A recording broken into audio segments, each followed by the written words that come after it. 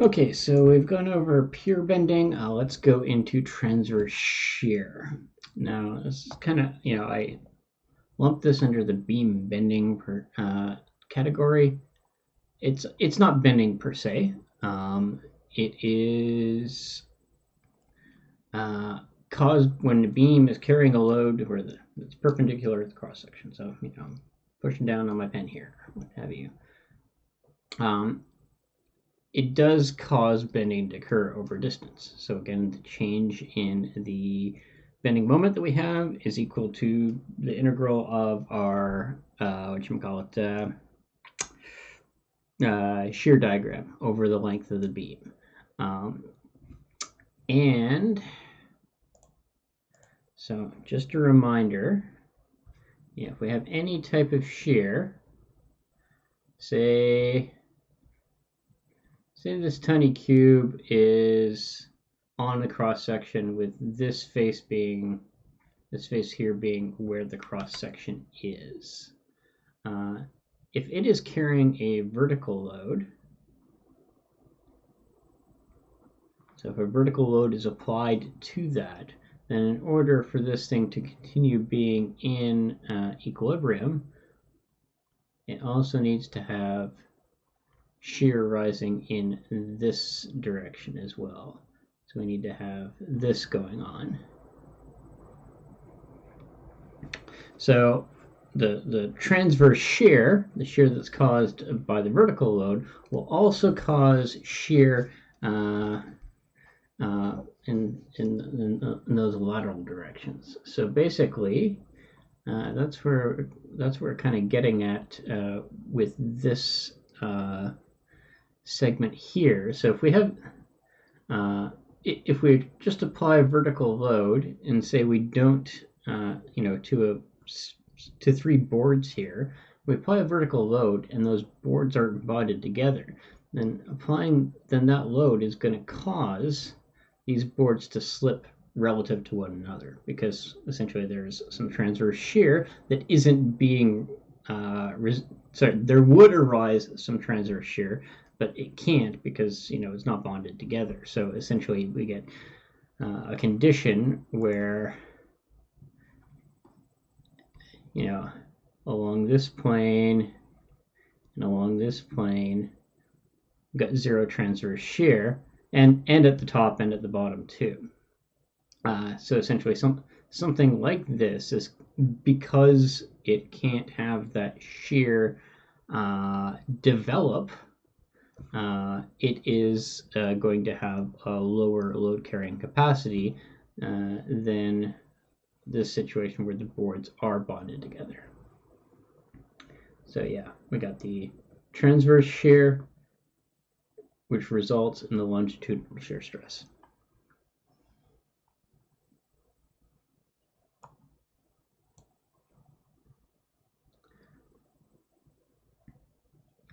So just going into kind of how this is derived. So again, if we have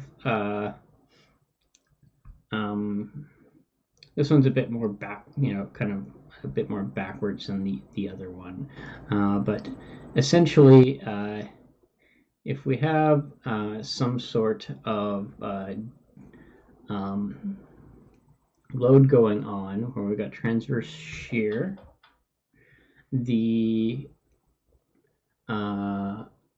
we're going to have essentially over the entire cross section, we need to make sure that the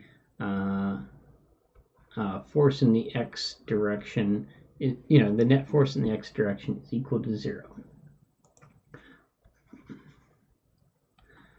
But if we look, if we take a section at an arbitrary point here, and we kind of look at what's going on with that segment there, due to the fact that because we're carrying a shear load, we're also changing the moment as we go along. So essentially, the forces, the normal forces that kind of result in that bending moment, we end up with a certain stress distribution here and a certain stress distribution here. And that stress distribution, the change in that stress distribution, that delta M here,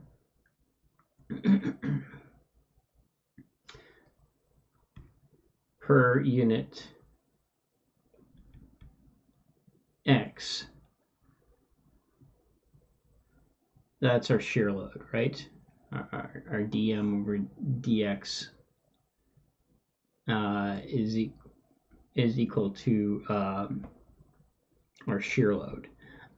So that change in moment results in changing stress distribution, which means that we are going to need to counteract that increase in the stress with the shear load here.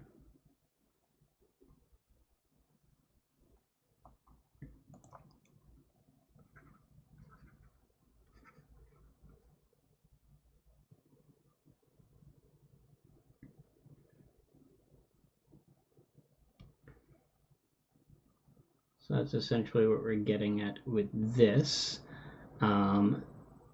We've got the two different stress levels over the kind of same area cross section. So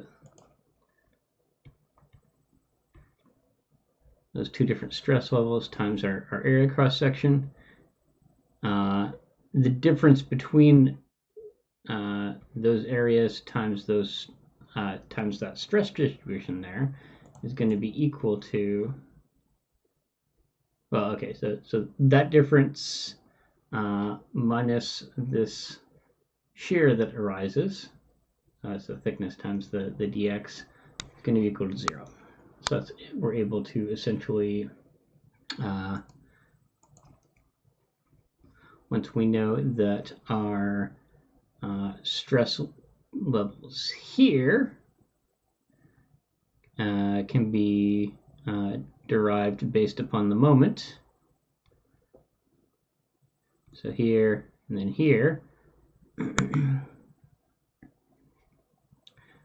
based upon our moment and our y distance there, and sorry, the moment, the y distance there, and the I, obviously, the I comes into play there as well.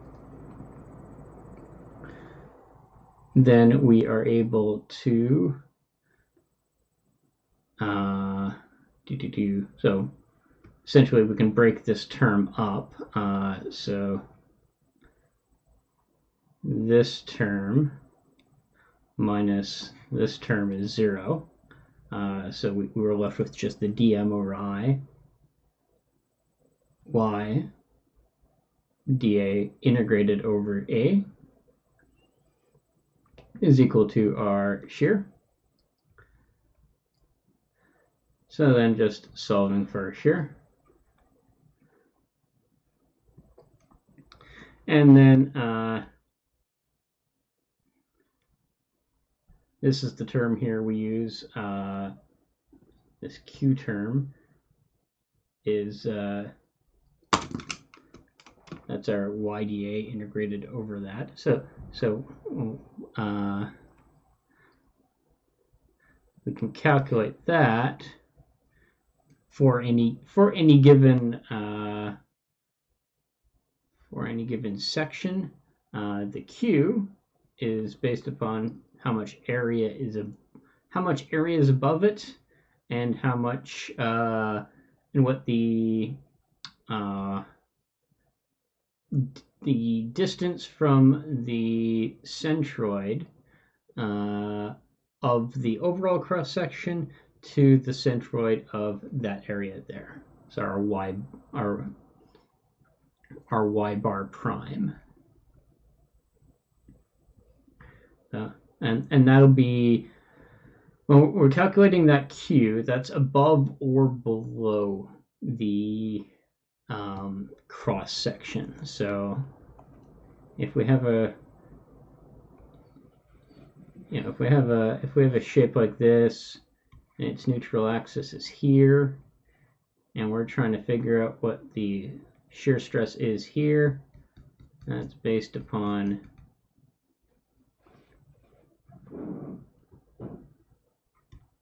that y bar. Whereas if we are trying to integrate, if we're trying to figure out what the shear stress might be, say across here, and it's centroid, the centroid of that area is here, and that's based upon this y bar. So it's above or below the point we're looking at. And keep in mind that if we are talking the, if we're looking at a centroid, we're trying to figure out, if this is the new, this is the centroid of this segment right here, and we're trying to figure out what the shear stress is at this, at the same y location as the centroid, then essentially, because of the fact that this is, we're looking at the centroid, essentially the y bar location for the top and the y bar location for the bottom, those need to be equivalent distances. Just based upon, just based upon the definition of a centroid. So yeah, here's how that's how we calculate our transverse shear. So it's based upon our load, and again, that's that was when we took our dm over dx, and that's our v instead.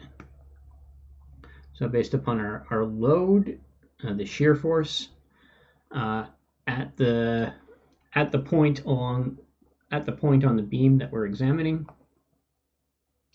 and the what am I trying to say here? And yeah, and the moment of inertia, and then the width of the cross section measured at the point that we're looking at. Now, generally speaking, we do expect that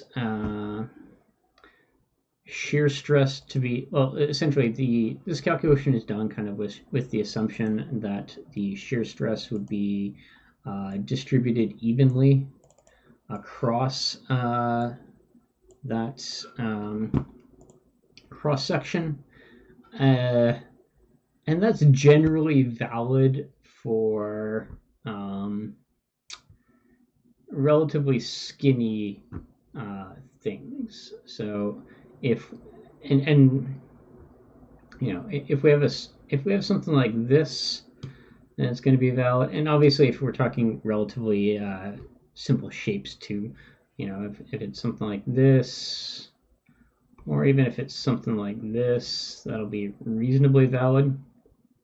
But we start having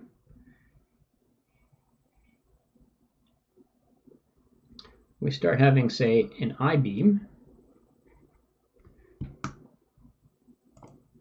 like that, that'll be reasonably valid for this cross section and this cross section. It won't be valid for this cross section though. And I'll talk about that in a little bit too, but essentially the transverse shear, your calculation of the transverse shear is going to be a bit more, so some of the assumptions that were made going into this one are probably a bit less valid for a lot of shapes than a lot of the assumptions that were made in some of the like say the bending beam, in the beam, in the torsion form, sorry, not the torsion formula, the flexure formula.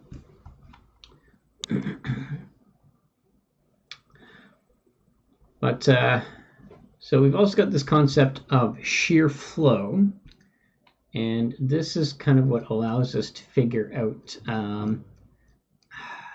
if you're building up a member, a beam, by basically attaching multiple objects together, like say this one where we've got 4 different boards that we're attaching together with nails or glue or what have you. And we want to know basically how strong that connection needs to be. So essentially, if we want to figure out kind of what this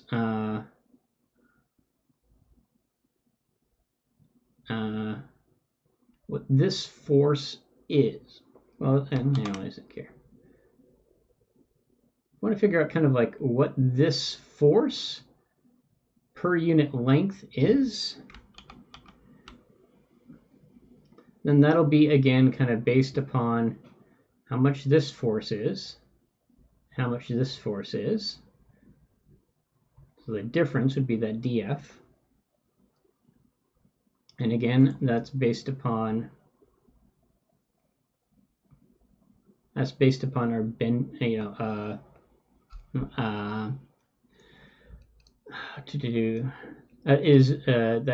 dF there is based upon how much these normal forces change is based upon how much the bending moments change. So again, same derivation that we had before, where we figure out what the change in the forces is based upon the change in the moment over a segment of time, and our I and our Y, and then again integrated over this area here.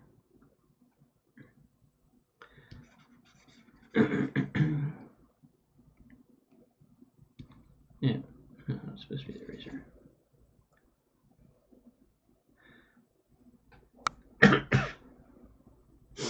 So that'll be our dF. If we want our dF over dx, then basically we just need to take both these formulas, divide them by dx, and just keep in mind that when we do that, we get our dm over dx turns to v, and then we've got our bv over I, and then this term here, that's our q. So that's how we get our shear flow. We're just basically figuring out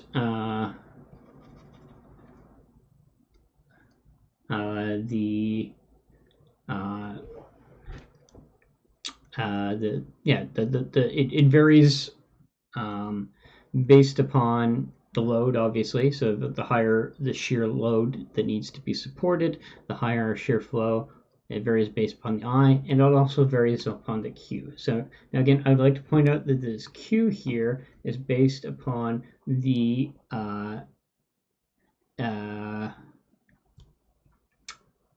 it's based upon the section that is separated from the neutral axis. So if we got our neutral axis here, actually based upon this, honestly, I think it'll probably be closer to be more like this, to be honest. Well, whatever, wherever it happens to be. We're basing this calculation, same as if we were doing this calculation too, based upon the separation from the Q separated from the neutral axis. So if we're trying to find, the shear flow across this little cross section here, we need to be doing our Q calculation based upon this here. So we'd find that area, so this distance here times this distance here, and then multiply that by our Y bar for this little cross section. So, whatever that Y bar happens to be. Similar idea with, say, if we're trying to figure out for that joint there, then we would need to basically find the Q for this cross-sectional area.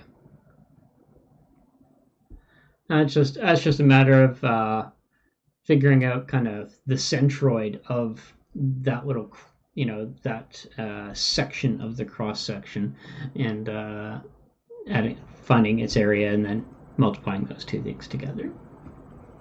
So again, that Q can be useful. Say if you're using nails to do this, and each nail has a load capacity of a shear load capacity of 25 pounds, and that you're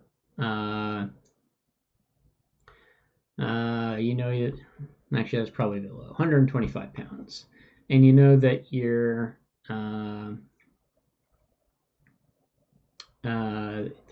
shear flow is, say, well, let's keep it simple. If your shear flow is 125 pounds per foot, then that in order to keep this thing together with a vertical load to prevent these things from slipping relative to one another, then you would need to have 1 nail per foot.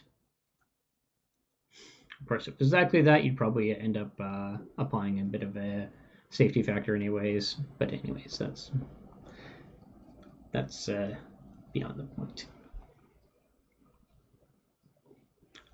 So next up are shear flow for thin-walled members. So the problem with shear is, well, it's not really a problem per se. One of the ways that shear develops, say, if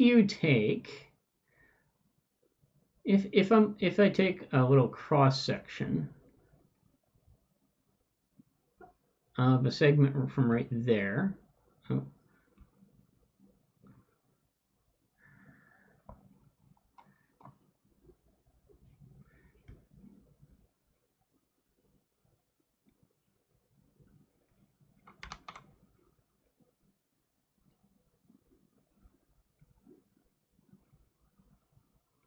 Okay, so say this is the face of the cross section on the flange. Now, the thing is that we know that the shear needs to be 0 at the top here, and it also needs to be 0 on that bottom face. So if the shear on the top and the bottom face need to be 0 because there's nothing there, and I'm going to reorient this so we're basically kind of looking at it from the side. So again, here for green here is the face for the of the cross section. That's this one here. So we know that there is 0 shear here, 0. And there's 0 shear here, 0. Then that means that at this point and at this point, there also needs to be 0 shear.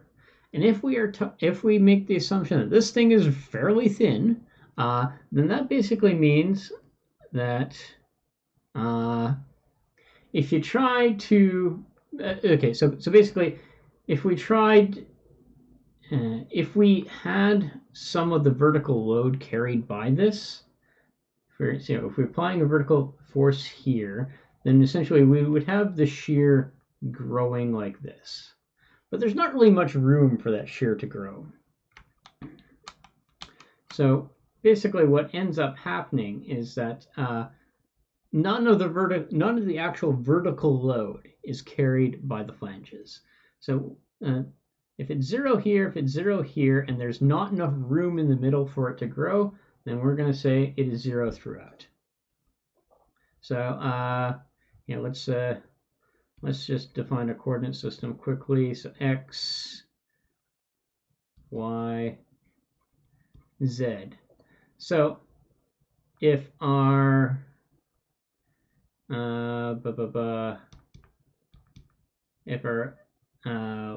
yx shear needs, wait, no, that's not our yx shear. but yeah, that was our y-axis shear, but I wrote xy. If our y-axis shear needs to be 0, then that means that as a result, our xy shear needs to be 0. So due to the fact that those top and bottom faces are free, there's no, they're open to the air, so there's no shear there. That means that essentially there can be no vertical shear going on here. There can, however, be other shear. So we end up getting, there's essentially nothing constraining us from having some shear developing here. And that is what it does. Because so you're still getting shear flow developing. Our V Q over I means, because of the whole vertical load being applied, we're still getting this shear developing.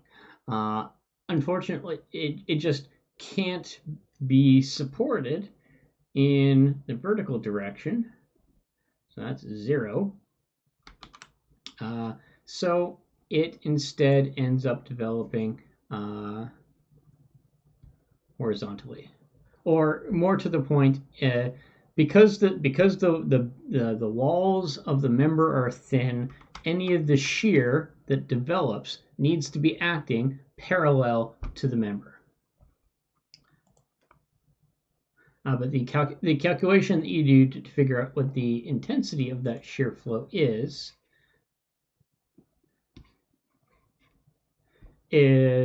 this.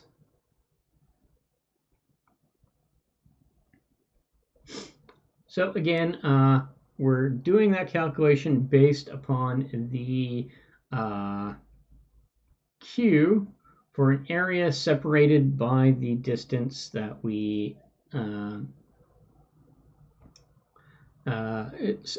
for an area separated from the neutral axis by the cross section that we're looking at. So again, here we're looking at the cross section here, so we're looking at this area here. If we're looking at the shear here, then we're looking at this entire area here.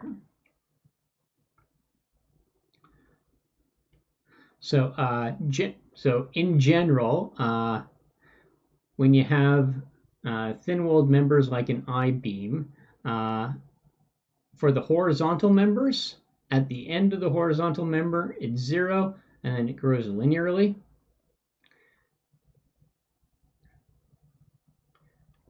On both sides. And then for vertical members, you get, it essentially ends up being a quadratic growth type scenario. So it reaches some maximum at the neutral axis and then starts dropping down again. Now, and one thing to point out, and this is basically why they call it shear flow, is that kind of the starting point here and here is going to be equal to the total amount of shear from, the maximum shear flow that develops from both of these. So basically what happens is we kind of get shear developing here and shear developing here, and then they kind of hit the corner and turn, and they flow together. So it combines together and then starts increasing again. So, and then we kind of look at the net forces that are being applied to this beam.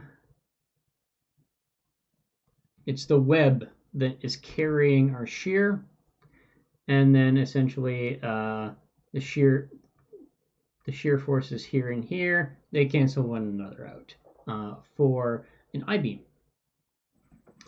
So when we think about the directionality and also trying to figure out how, kind of what areas we're using to calculate, you got to look at how the flow would combine in order to arrange for a bulk resultant of the downward force being carried by a vertical member.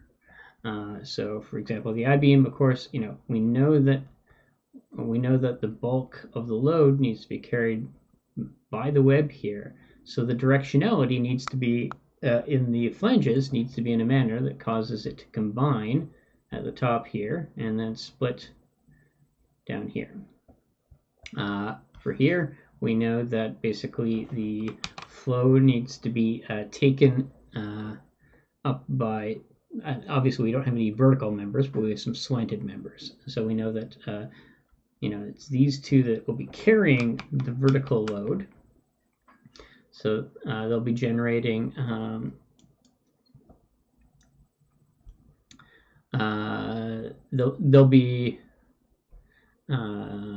they'll be generating your shear as it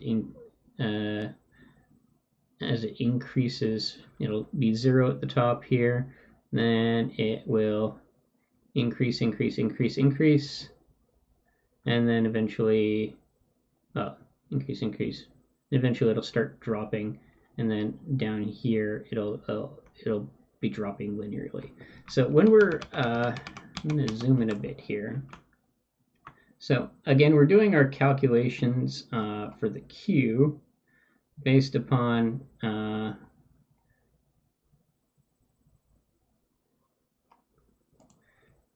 same ideas up here. Our Q is based upon the area separated from kind of where the neutral axis is and the Y bar. So if we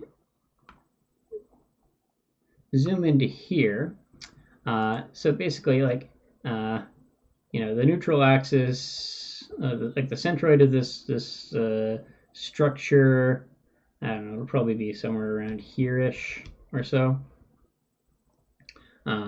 So we can always expect the shear to be maximum at the neutral axis, or at the centroid. So if we're if we got something like this where it's symmetrical, then what we want to be doing is basically doing our shear flow calculations, kind of based upon taking, like, if we wanted it at this level, we take a cross section here and here, and this is the area we'd consider. So that would be the A in our Q calculation, and then the centroid of that section would probably be about there, so that'd be our Y bar. So that's why I say kind of at,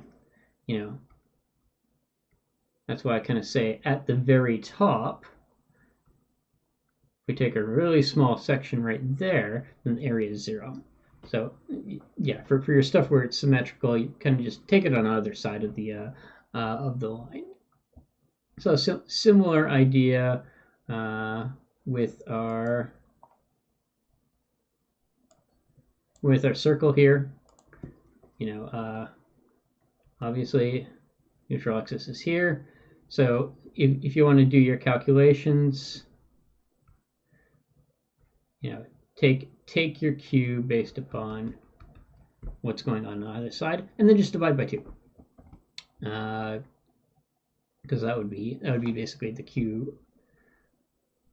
Yeah, divide by 2, and that'll give you your Q per section cut there. And then let's see, moving over to this one here. So this one here is a bit interesting because, again, we know that we need to have this downward force here, but for the flow to combine in order to create that downward force, it needs to kind of come around like this. So if we apply a downward force to this beam, it actually causes it's actually going to generate some force pushing upwards on those ends there.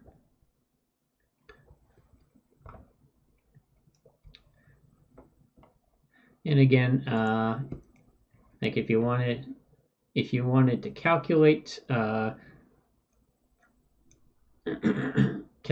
like what the shear flow is at, say, this point, just find the Q for combining these two areas together and then divide by 2. Similarly, there we go. We got this thing here. Then what we can do, we know that the vertical load needs to be carried entirely by the by these short stubby vertical sections here. So essentially we're going to get it growing fairly quickly, and then for this one, what's actually going to happen is that one's going to end up increasing as we go further over here.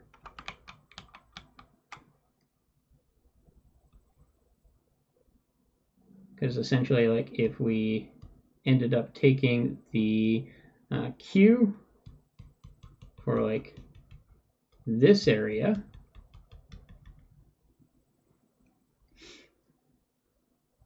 then that's going to be larger than the Q would be for just this area in red. So it's gonna increase until it gets to a maximum right there. And one other interesting thing that does happen is what we see with if we have a C channel that we kind of put on its side. So again, the load needs to be carried by the vertical section. So we end up getting the flow that has to go like this and then like this. So what we actually end up having happen is if we apply a vertical load on the beam, it generates an internal moment that actually causes the beam to twist. So we're not going to get into that too much. I'm going to make you aware of that. You'll be kind of going into that in more detail next year. So again, our Q is our VQ, our shear flow. Our small q is our V, big Q over I.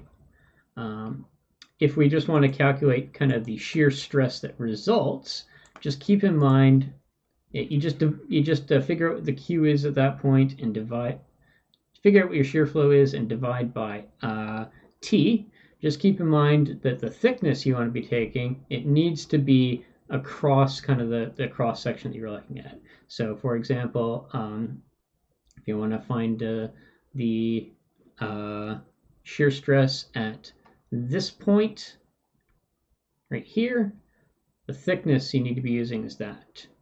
Whereas if you're taking it here, the thickness needs to be this one. If you're taking it here, the best thickness to be taking would be this one here. Here that's kind of in that zone where it's kind of a bit all muddled because you got flow kind of combining together already. So I would just right there I would say that use that value there instead.